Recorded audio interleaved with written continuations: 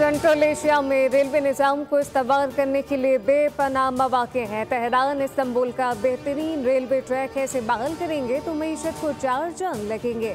वज़ीर आज़म शहबाज शरीफ का कराची में तकरीब से खिताब, कहा कि कैंट रेलवे स्टेशन की शानदार तरीके से तज़ीन व आराइश की गई। रेलवे हुकाम की बेहतरीन कारकर्दगी काबिल तारीफ है। रेलवे की अपग्रेडेशन के लिए दरकार रकम फौरी दिलवाएंगे।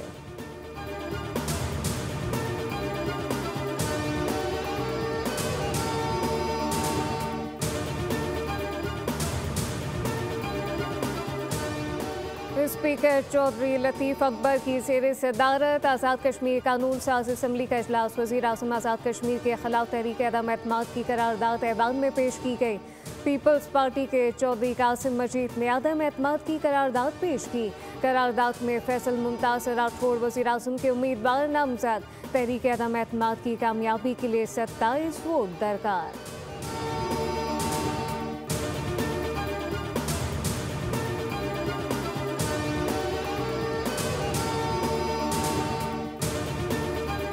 बांग्लादेशी अदालत ने साबिक वज़ीर आज़म शेख हसीना को सजाए मौत सुना दी। बांग्लादेशी अदालत ने शेख हसीना को इंसानियत के खिलाफ जुर्म के 5 इल्ज़ामात में कसूरवार ठहरा दिया। फैसला 3 रुकनी इंटरनेशनल क्राइम ट्रिब्यूनल ने सुनाया। अदालत ने हुक्म दिया कि शेख हसीना ताहयात कैद रहेंगी। हसीना वाजिद पर 5 इल्ज़ामात के तहत फर्द जुर्म आयद की गई। अदालत ने रिमार्क्स दिए कि बांग्लादेशी कानून के मुताबिक किसी भी शख्स को हब्से बेजा में रखना कानूनी जुर्म है। शेख हसीना ने एहतजाज में शरीक लोगों को मारने का हुक्म दिया।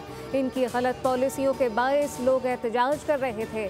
लोग घरों से निकले तो हसीना वाजिद ने गोलियां चलाने का हुक्म दे दिया था, जिस पर 1400 अफराद को मारा गया। अदालत ने कहा कि हसीना वाजिद और साबिक वज़ीर दाखिला असदुज़्ज़मा खान कमाल अभी तक मफरूर हैं, जबकि पेशी के लिए भेजे गए मुतादिद नोटिस के बावजूद दोनों मुल्ज़िमान का मफरूर होना इनके जुर्म का एतराफ़ है।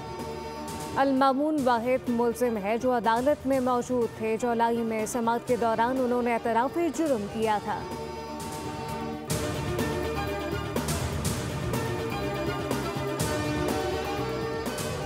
बांग्लादेश ने भारत से शेख हसीना वाजिद की हवालगी का मुतालबा कर दिया। बांग्लादेशी वज़ारत ख़ारजा का कहना है कि भारत फौरी तौर पर शेख हसीना को हवाले करे।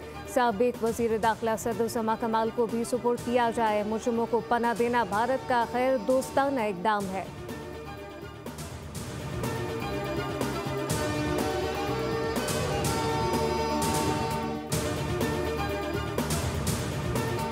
This is Suraj Khan Badic, that as a judge of the Federal Constitutional Court of Pakistan, I will discharge my duties and perform my functions honestly, to the best of my ability and faithfully, in accordance with the Constitution of Islamic Republic of Pakistan, that I will abide by the Code of Conduct issued by the Supreme Judicial Council. वफाकी आईनी अदालत के मज़ीद 2 जजेस ने ओहदे का हल्फ उठा लिया। आईनी अदालत के जजेस की तादाद 7 हो गई। वफाकी आईनी अदालत के जजेस की तकरीब हल्फ बर्दारी इस्लामाबाद हाई कोर्ट के कॉन्फ्रेंस रूम में हुई, जहां पे वफाकी आईनी अदालत के चीफ जस्टिस अमीनुद्दीन खान ने दोनों जजेस से हल्फ लिया। उधर आईनी अदालत ने मुकदमात की समाअत का आगाज़ कर दिया। खैबर पख्तूनख्वा हुकूमत को पहला बड़ा रिलीफ दे दिया गया। हुकूमत की अपील पर हुक्म इम्तना जारी है। Additional advocate general Shah Faisal ने मौके पर इख्तियार किया कि माय लॉर्ड, ये केस गरीब मजदूरों से मुताल्लिक है। कोई निजी इदारा मजदूर को काम से निकालेगा तो इसके वाजिबात अदा करेगा। मजदूर के हक में फैसला आए तो निजी इदारा अपील में वाजिबात सिक्योरिटी की मद में जमा करवाएगा। मौके सुनने के बाद अदालत ने मुताल्लिका फरीकैन को नोटिस जारी कर दिए।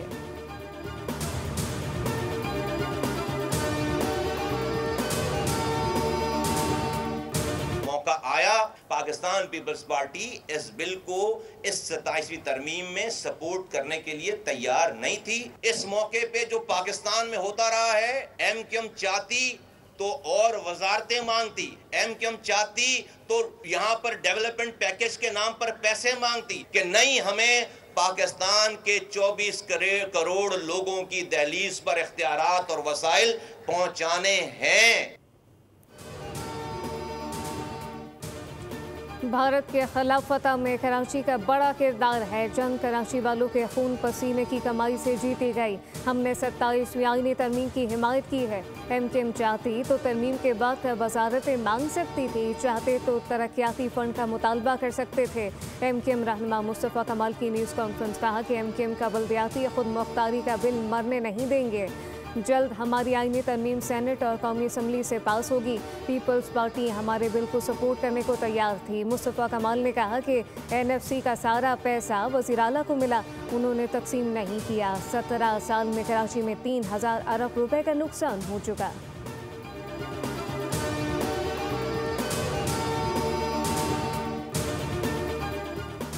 MKM ने हमेशा झूठ की सियासत की है। MKM की सियासत ख़त्म हो चुकी। 27वीं तरमीम के झंडे में बल्दियाती का और बल्दियात का जिक्र था ही नहीं।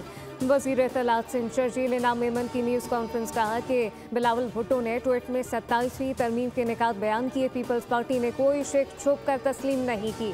MKM ने बल्दियाती इंतखाबात में राह फरार इख्तियार की। बेहतर है MKM की बात एक कान से सुनो, दूसरे कान से निकाल दूँ। सिंध को दुनिया की कोई ताकत तकसीम नहीं कर सकती।